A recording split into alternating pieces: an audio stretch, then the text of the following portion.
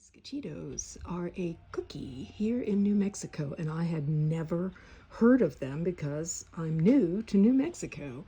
So we were at the grocery store looking for them and could not find them. And I walked up to a store associate and I asked her if she knew if the store had any, and I just hadn't found them. And she said, no, they didn't have any right now.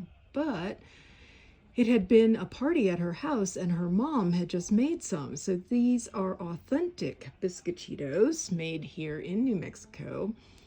And she said, I'll be here tomorrow. I'll bring some if you want to come back, and I'll give you some. And so I came back the next day and she gave me a whole bag full, which I've eaten quite a lot of. I shared some. Anyway, I found a recipe for Biscochitos and I'm going to make them as soon as possible. And I just wanted to share this little thing that happened for me here in the land of enchantment. That was just very cool. To just the first person I walk up to, turns out her mom makes them, and I get to have an authentic Biscochito, not a store-bought one.